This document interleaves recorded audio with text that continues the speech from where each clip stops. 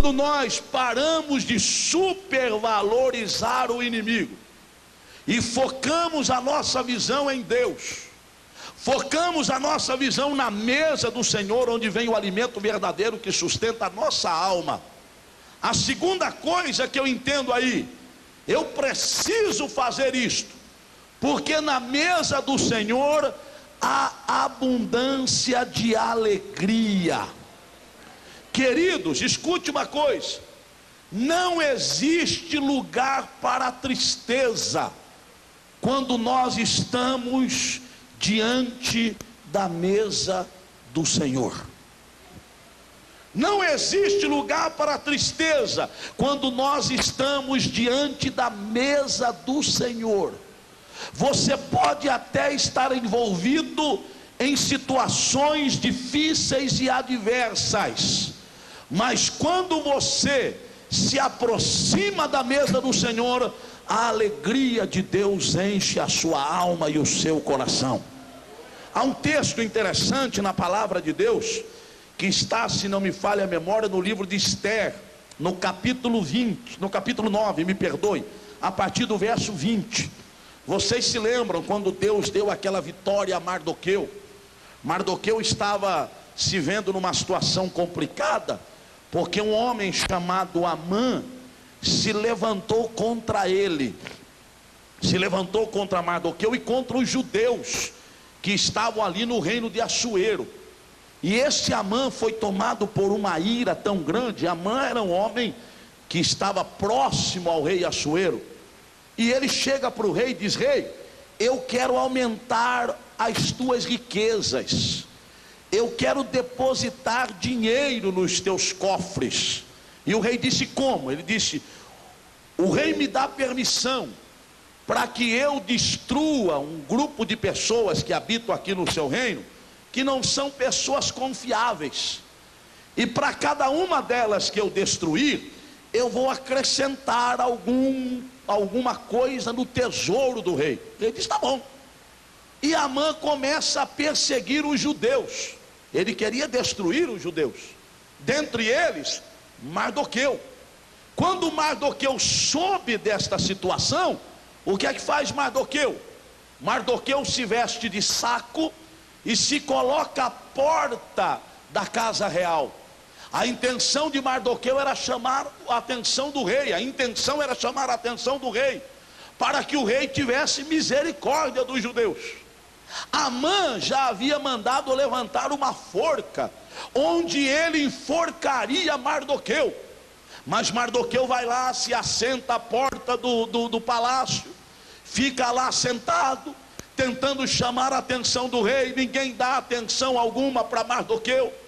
Mas naquela noite, talvez na véspera em que Mardoqueu ia ser enforcado, o rei vai se deitar e ele perde o sono. E quando ele não consegue conciliar o sono, ele pede alguém que traga para ele o livro das crônicas. E ele vai ler o livro das crônicas para tentar conciliar o sono, para tentar chamar o sono. E quando ele começa a ler o livro das crônicas, de repente ele se depara com uma situação interessante. 2 homens procuraram tirar a vida do rei. Eles armaram uma cilada contra o rei. Tem alguém armando uma cilada contra você, mas Deus vai levantar alguém para desmontar a cilada. E quando aqueles homens levantaram uma cilada contra o rei, Deus, por misericórdia do rei, permitiu que um homem descobrisse todo aquele intento contra a vida do rei. E ele vai e avisa o rei, e por causa da sua prudência e da sua preocupação com o rei, a vida de vossa majestade ou de sua majestade foi poupada. E o rei está lendo aquilo. O nome deste homem que foi fiel ao rei, a ponto de avisá-lo para que ele não sucumbisse diante da armadilha, era Mardoqueu. E o rei, quando lê aquilo, de repente chama um dos seus servos e diz: você sabe dessa história aqui? O servo disse: é lógico. O rei já se esqueceu dessa história? Foi um fato que salvou a sua vida? O rei disse: sim, me lembro. Mas me diga uma coisa: este homem chamado Mardoqueu, foi feito alguma coisa a favor dele? E o mensageiro disse: não, nem o nome dele foi citado. Mas não é possível. Como é que um homem salva a vida do rei e ninguém lhe dá absolutamente nada? Vive ainda este tal de Mardoqueu? E o súdito do rei disse: vive. Você sabe onde é que ele anda? O meu súdito disse: por incrível que pareça, o vi agora mesmo. E onde é que ele está?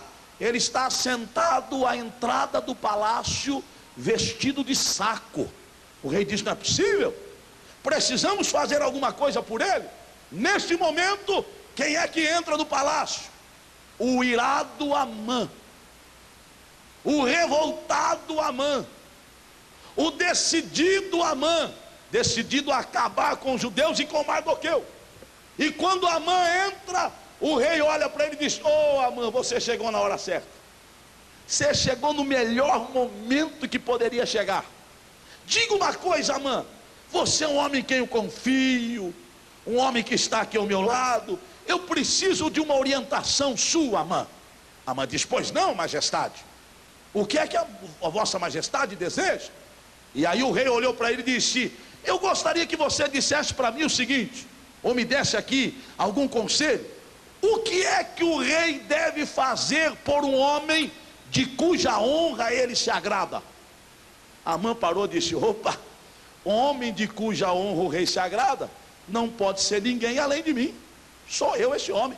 Chegou a minha oportunidade. Olha, rei, se eu fosse o rei, eu fazia o seguinte: eu pegava esse homem, o vestia com o seu vestido real, colocava na cabeça dele uma coroa, a coroa do rei, mandava selar o melhor cavalo que o rei tem, colocava este homem sentado sobre o cavalo do rei, e aí eu apanhava um dos seus súditos, mandava pegar o cavalo pelo cabresto e andar pelas ruas da cidade gritando: olhem, minha gente, este é o homem de cuja honra o rei se agrada. Amã já estava se vendo vestido com vestido real, a coroa real na sua cabeça, montado no cavalo real, e estava vendo o pobre Mardoqueu puxando o cavalo, dizendo: olhe para este homem, este é o homem de cuja honra o rei se agrada. O rei olhou para Amã e disse: ô Amã, é por isso que eu gosto de você. Você sempre tem a resposta na ponta da língua. Me ajude, por favor, eu vou precisar de você. Aí na porta do meu palácio tem um homem sentado. Ele está vestido de saco, o nome dele é Mardoqueu. Traga este homem aqui dentro, vista-o com o meu vestido real, coloque na cabeça dele a minha coroa e mande selar o melhor cavalo que eu tenho. E Amã não podia dizer não: a sua alteza, vai lá, manda selar o cavalo, traz Mardoqueu, coloca o vestido real em Mardoqueu, coloca a coroa na sua cabeça. Aí o rei disse: agora ajude Mardoqueu a montar sobre o cavalo. Mardoqueu é montado, é colocado sobre o cavalo. Parece que estou vendo Amã olhando para o rei dizendo: majestade, se o senhor me permitir, eu posso ir embora, eu preciso fazer uma coisinha lá em casa. Talvez Amã disse: eu preciso lá desmontar aquela forca que eu mandei edificar, porque é lá que eu ia enforcar Mardoqueu, mas já estou vendo que o meu plano está sendo frustrado. O rei olha para ele e diz: agora não, Amã, sem antes você prestar para o rei um grande serviço. Ah, qual é o serviço, majestade? Pegue aí no cabresto desse cavalo e saia pelas ruas da cidade, e enquanto você anda, você grita para que todo o povo saiba. Você vai gritar o seguinte: minha gente, venham e vejam, aqui está o homem de cuja honra o rei se agrada. E agora o irado Amã, o grande Amã, o irreverente Amã, toma o cabresto do cavalo, sobre ele está Mardoqueu, e Amã tem que andar pelas ruas da cidade gritando: este é o homem de cuja honra o rei se agrada. Talvez alguém olhava para Amã e dizia: Amã, e a forca? Deixa para depois, este é o homem de cuja honra o rei se agrada. Amã e os judeus, essa é outra história. Este é o homem de cuja honra o rei se agrada. A história tem um desfecho especial. porque este Amã que queria crucificar, que queria enforcar Mardoqueu, ele acabou sendo enforcado na própria forca que ele levantou, e Mardoqueu foi exaltado no reino de Assuero, e todos os judeus foram poupados da morte. E aí, quando isto acontece, escute bem, Mardoqueu manda cartas para todos os judeus. Verso 20 do capítulo 9 de Esther, ele diz: e Mardoqueu escreveu estas coisas e enviou cartas a todos os judeus que se achavam em todas as províncias do rei Assuero, tanto os que estavam perto como os que estavam longe, ordenando-lhes que guardasse o dia 14 do mês de Adar e o dia 15 do mesmo